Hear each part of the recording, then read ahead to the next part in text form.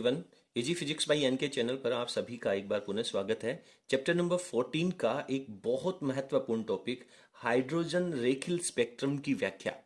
देखिए, हाइड्रोजन के स्पेक्ट्रम की व्याख्या है वो सबसे पहले नील्स बोहर ने की थी। तो इसे अपन बोहर सिद्धांत के अनुसार हाइड्रोजन की व्याख्या भी कह सकते हैं। इस स्टेटमेंट को पढ़ना अपने को सबसे पहले जरूरी है।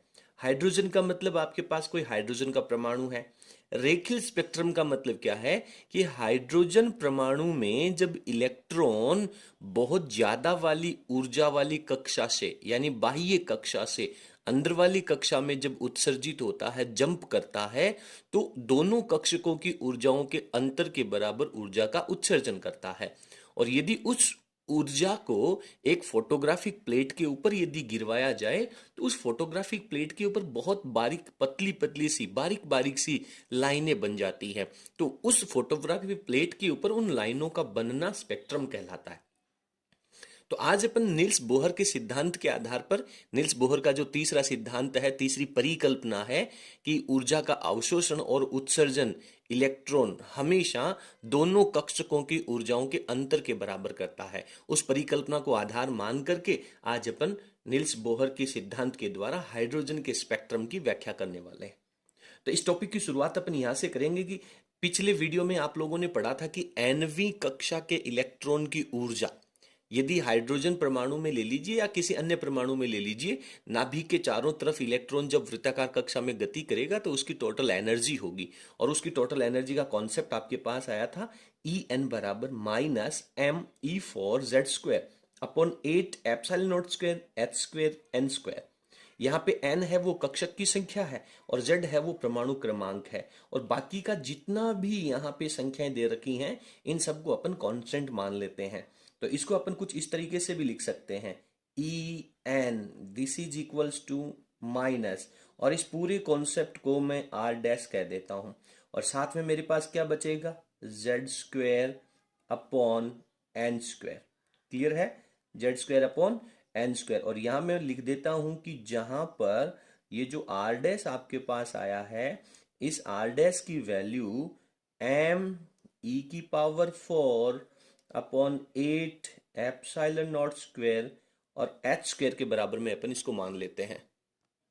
अब अपन यहां पे लिखते हैं कि यदि इलेक्ट्रॉन जो है वो किसी परमाणु की उच्च ऊर्जा वाली कक्षा से निम्न ऊर्जा वाली कक्षा में जंप करता है, अपन ने लिखा है कि यदि इलेक्ट्रॉन उच्च ऊर्जा वाली कक्षा, उच्च ऊर्जा वाली कक्षा को बाह्य कक्षा को अपन N2 कह देते हैं, से निम्न ऊर्जा कक्षा N1 में प्रवेश करता है, यानी बाह्य कक्षा से अंदर वाली कक्षा में प्रवेश करता है, तो दोनों कक्षाओं की ऊर्जाओं के अंतर के बराबर ऊर्जा का उत्सर्जन करता है।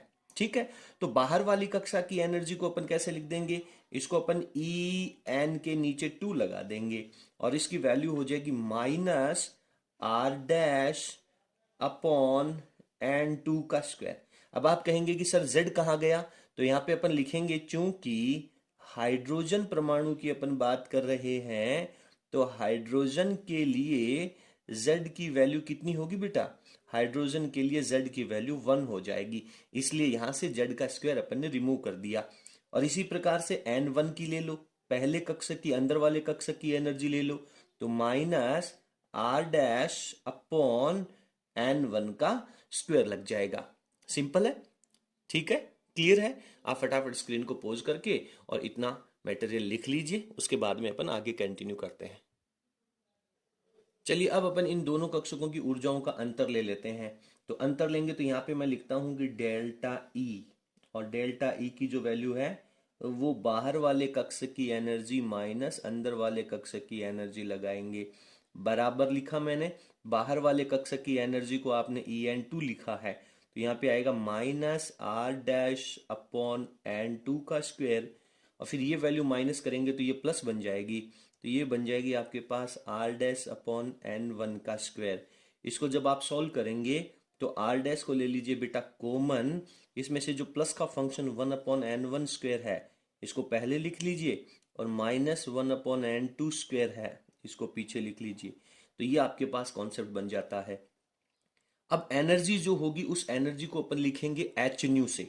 डेल्टा ई की वैल्यू को क्या लिखेंगे, एच न्यू से, और न्यू को अपन लिख सकते हैं एच न्यू इक्वल्स टू लिख सकते हैं अपन सी अपॉन लेमडा। यहाँ पे मैं डेल्टा ई लिख देता हूँ, यानी ये उत्सर्जित होने वाली ऊर्जा है। तो एच सी अपॉन लेमडा, तो इसकी वैल्यू क्या हो जाएगी आपके पास, आर डैश रहेगा 1/n1 का स्क्वायर माइनस 1/n2 का स्क्वायर लिख देंगे। आप यहाँ से 1/λ रख लीजिए, एच सी को बटा में भेज दीजिए, तो ये आपके पास 1/λ this is equals to R dash upon H C, और ब्रैकेट में रह जाएगा 1/n1 का स्क्वायर माइनस 1/n2 का स्क्वायर। ये फंक्शन हो जाएगा। और ये जो R dash upon H C है, ये भी आपको एक कांस्टेंट संख्या ही देने वाला है, बिकॉज आर डैश कांस्टेंट था ही सही, बटा में एच सी है वो भी एक कांस्टेंट है, तो ये पूरा फंक्शन मिलकर के आपको अगेन एक कांस्टेंट संख्या देगा, और उसे अपन आर से रिप्रेजेंट कर सकते हैं। ठीक है, तो पहले आप स्क्रीन को पॉज करके लिख लीजिए, आगे पेज के ऊपर मैं कंटिन्यू करता हूं। तो यहां पर आगे मैंने न्यू के बराबर में R dash upon H C जो था उसको कांस्टेंट आर के बराबर कह दिया, तो उसकी जगह अपन आर लिख देंगे, और ब्रैकेट में 1/n1 square minus 1/n2 square रहेगा। और ये जो आर है इसे अपन रिडबर्ग नियतांक कहते हैं। ठीक है, तो कई बार बोर्ड परीक्षा में और कंपटीशन एग्जाम्स के अंदर रिडबर्ग नियतांक की जो मैथमेटिकल वैल्यू है वो भी आपको ऑब्जेक्टिव क्वेश्चंस के अंदर पूछी जा सकती है। और सबसे इंपॉर्टेंट, रिडबर्ग नियतांक की जो यूनिट है वो भी आपसे पूछी जा सकती है। तो रिडबर्ग नियतांक की जो यूनिट है this is equals to, sorry ये 1/λ लिखेंगे, न्यू नहीं लिखेंगे, बिकॉज इसमें तो अपन ने इसका जो सी था उसको तो अपन ने यहाँ पे काउंट कर ही लिया है। तो दिस इज इक्वल्स टू 1/λ।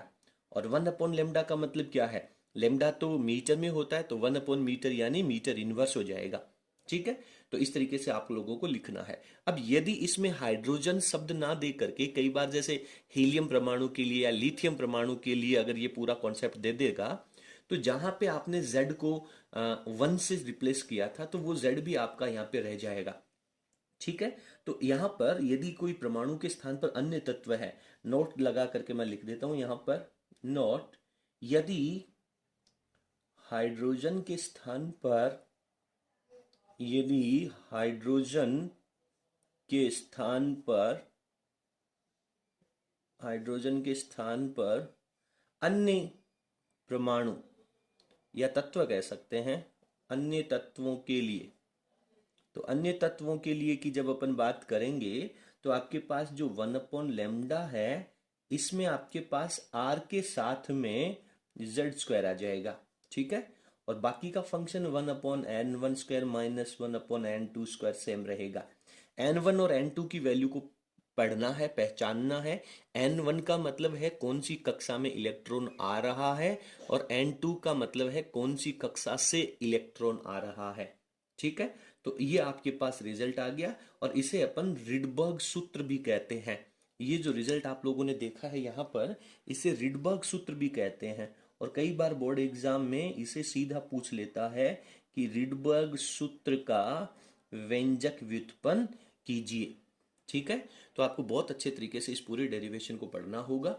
ये प्रश्न ऐसे भी पूछ सकता है कि बोहर सिद्धांत के द्वारा हाइड्रोजन स्पेक्ट्रम की व्याख्या कीजिए।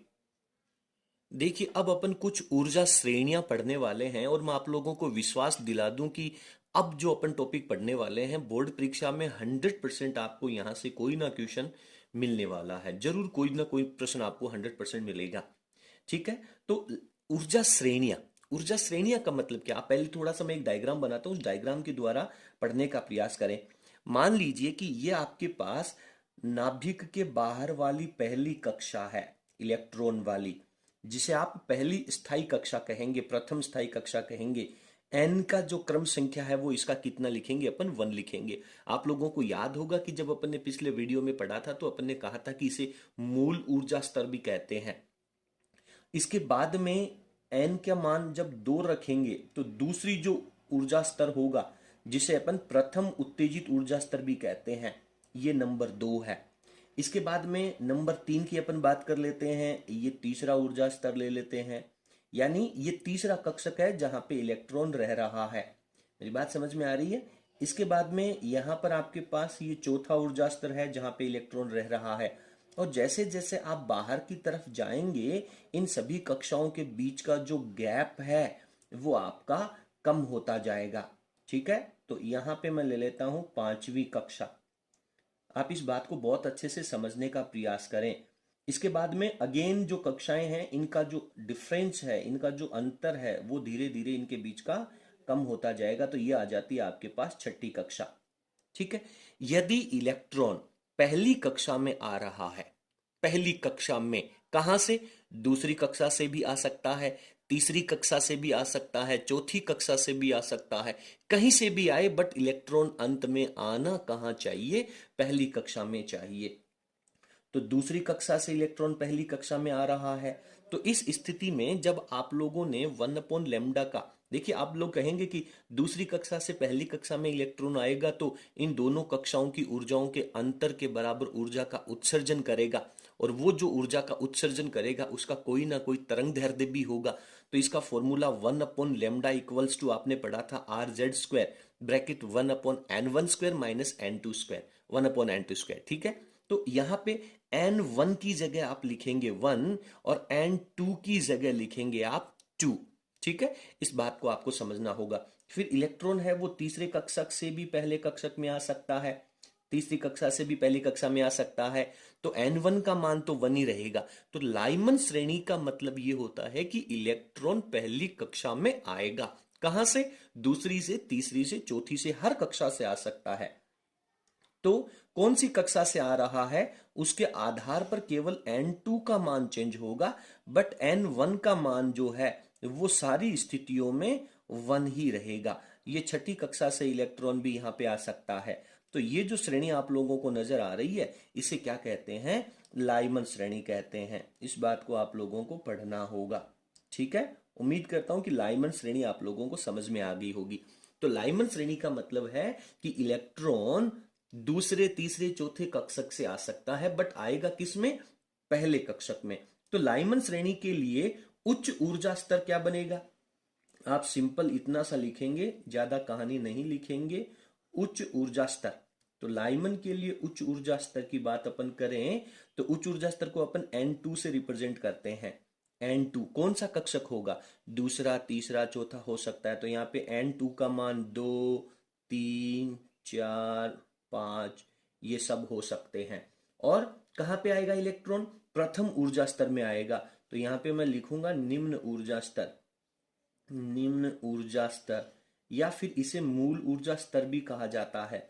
निम्न ऊर्जा स्तर कह दें या फिर इसे मूल ऊर्जा, मूल ऊर्जा स्तर का मतलब है कि इलेक्ट्रॉन इसमें आएगा।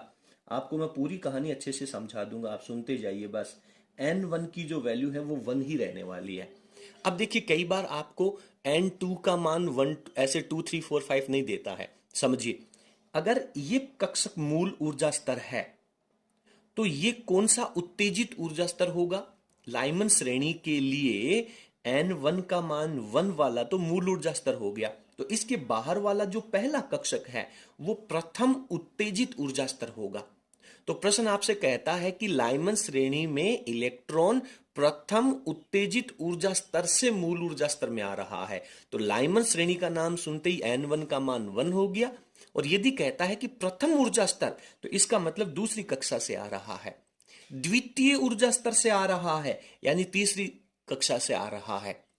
तो n2 का मान आपको उत्तेजित ऊर्जा स्तर के नाम से भी पहचान करनी होगी कि क्रम संख्या कितनी दे रखी है। तो अब आप ये दोनों वैल्यूज जो हैं वो आप यहाँ पे रख सकते हैं। देन आपके पास 1/λ का जो फॉर्मूला है वो आपके पास बन जाएगा r।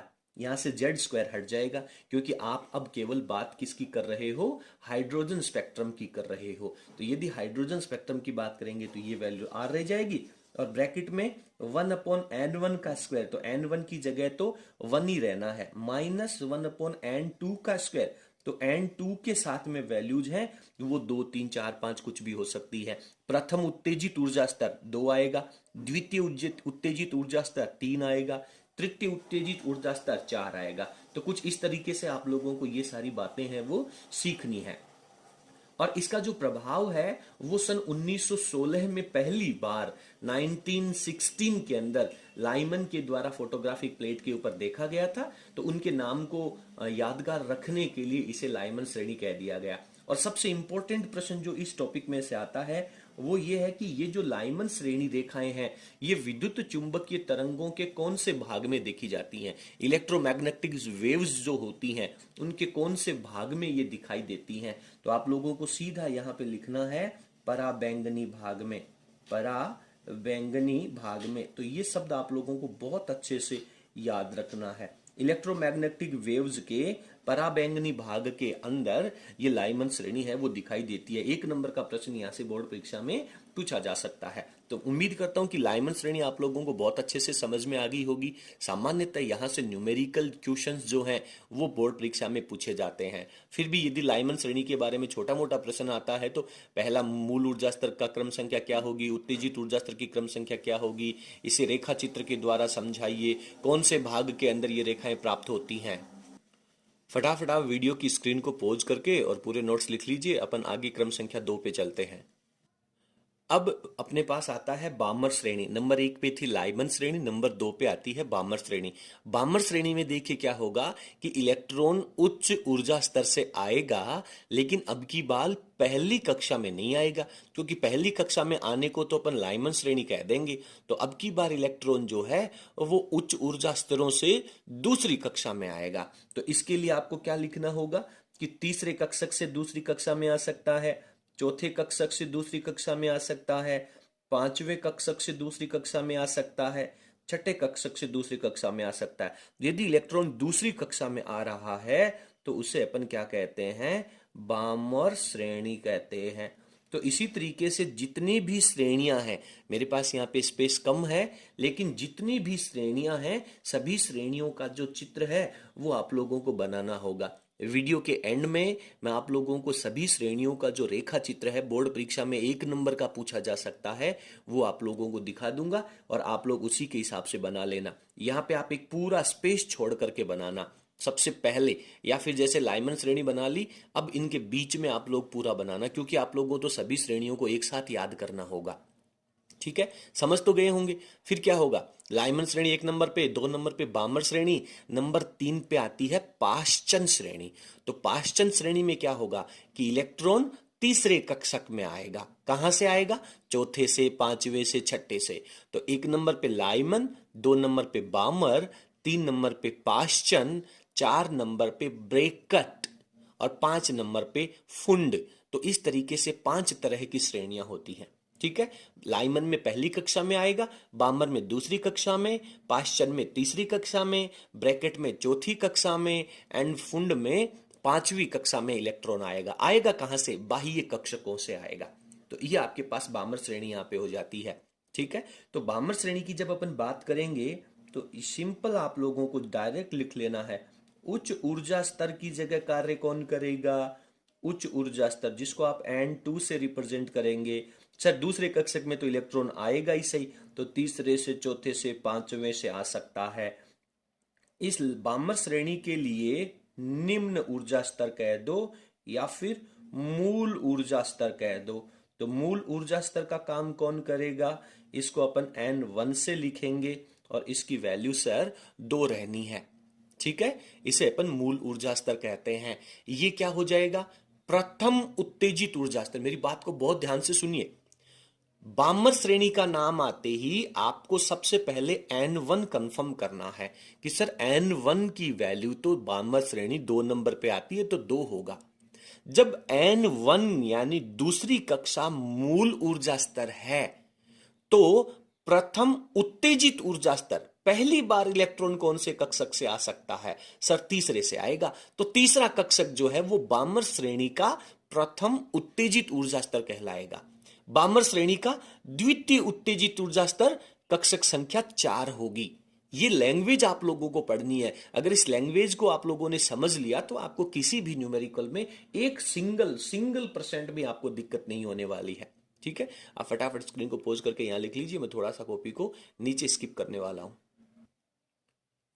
अब बामर श्रेणी में अपने को लेमडा का फॉर्मूला लिखना है। तो 1/λ=r, तो रिडबर्ग नियतांक लिखना है, और 1/n1 का स्क्वायर, n1 की जगह तो 2 का स्क्वायर कंफर्म हो गया, माइनस n2 की जगह n2 का स्क्वायर में तो सर जैसा भी क्वेश्चन में देगा वैसा ही अपन यहां पे लिख देंगे। ओके, अब प्रश्न आता है नंबर 2, यानी बामर श्रेणी जो है वो इलेक्ट्रोमैग्नेटिक वेव्स का जो स्पेक्ट्रम होगा, विद्युत चुंबकीय स्पेक्ट्रम जो होगा, उसके कौन से भाग में प्राप्त होती है। तो ये बामर श्रेणी है, ये दृश्य भाग में प्राप्त होती है। ये बात आप लोगों को बहुत अच्छे से याद रखनी है। मैं आप लोगों को बहुत बार कंफर्म कह चुका हूं कि यहां से 100% बोर्ड परीक्षा में प्रश्न आने वाला है। ठीक है, आगे चलते हैं, और नंबर 3 पे आती है आपके पास। अब मैं फटाफट लिखने वाला हूं क्योंकि डायग्राम आप लोगों को समझ में आ ही गया, फंडामेंटल आप लोगों को समझ में आ ही गया। मुझे पूरी उम्मीद है कि अब तो आप महारथी हो गए होंगे, अब तो आप खुद लिख सकते हैं। ठीक है, नहीं लिख सकते क्या? अरे आप तो लिख लो यार, आप तो इतने तो परफेक्ट होंगे ना आप। तो चित्र मैं आप लोगों को एंड में दिखा दूंगा सभी का एक साथ। ठीक है, अब मैं डायरेक्ट यहाँ पे लिखता हूँ। चलो जल्दी बताओ, फटाफट बताओ। उच्च ऊर्जा स्तर का कार्य कौन करेगा? उच्च ऊर्जा स्तर N2 की वैल्यू क्या आएगी? सर पहले आप निम्न ऊर्जा स्तर लिख लो। निम्न ऊर्जा स्तर का मतलब मूल ऊर्जा स्तर लिख लो। तो मूल ऊर्जा स्तर जो होगा वो रहेगा सर अपना N1। ये 3 नंबर पे आ रही है तो 3 हो जाएगा, और N2 का मान 4, 5, 6 यहां से शुरू हो जाएगा। सर 1/λ की वैल्यू लिखेंगे तो R हो जाएगा। 1/n1 स्क्वायर मतलब 3 का स्क्वायर। सर 1/n2 स्क्वायर में तो n2 की जगह तो कुछ भी हो सकता है। तो ये सारी बातें अपन लिख लेंगे। नंबर सबसे एंड में सबसे महत्वपूर्ण भाग जो आता है कि ये कौन से भाग में प्राप्त होता है, तो ये अवरक्त भाग में प्राप्त होता है। ये भाग आपको अच्छे से याद रखना होगा। ठीक है बेटा, याद हो गया? क्लियर है? फंडामेंटल क्लियर होने चाहिए, रटने की जरूरत नहीं है। उम्मीद करता हूं कि फटाफट आप स्क्रीन को पॉज करके इसको लिख लीजिए। आगे चलते हैं। नंबर 4 की जो सीरीज होगी उसे अपन कहते हैं ब्रैकेट श्रेणी। क्या कहते हैं? ब्रैकेट श्रेणी। अरे वाह, BRACKET सीरीज। अंग्रेजी का नाम भी लिख लेना चाहिए यार अपने को, ठीक है ना? ओके सर, मूल ऊर्जा स्तर, सबसे पहले तो मूल ऊर्जा स्तर लिखो सर। मूल ऊर्जा स्तर, क्योंकि मूल ऊर्जा स्तर का कंफर्मेशन होगा तभी अपन ऊपर वाले उच्च ऊर्जा स्तरों को या उत्तेजित ऊर्जा स्तरों को अपन कंफर्म कर पाएंगे।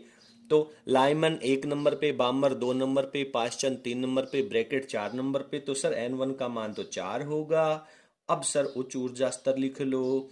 तो उच्च ऊर्जा स्तर कितना हो जाएगा रे भाई? N2 की वैल्यू बोलनी तो पड़ेगी, 5, 6, 7 बोलने से होता है। ठीक है ना, बोलने से सब कुछ होता है। तो ये आपके पास N2 की वैल्यू आ जाएगी। लेमडा का फॉर्मूला लिख लो। 1/λ कांस्टेंट, तो सर R चल रहा है, ये 4 का स्क्वायर हो जाएगा, और ये N2 का स्क्वायर। और ये भी कौन से भाग में? अवरक्त भाग में। तो ये भी आपको याद करना होगा। नंबर 5 पे चलें, अंतिम श्रेणी फुंड श्रेणी। अब फुंड श्रेणी को तो आप खुद ही लिख पाएंगे, मुझे पूरा भरोसा है कि फुंड श्रेणी को तो आपको खुद ही लिख लेना चाहिए। चलिए मैं लिख देता हूं, फटाफट आप स्क्रीन को पॉज करके इसको लिख लीजिए। अगले पेज पे चलते हैं।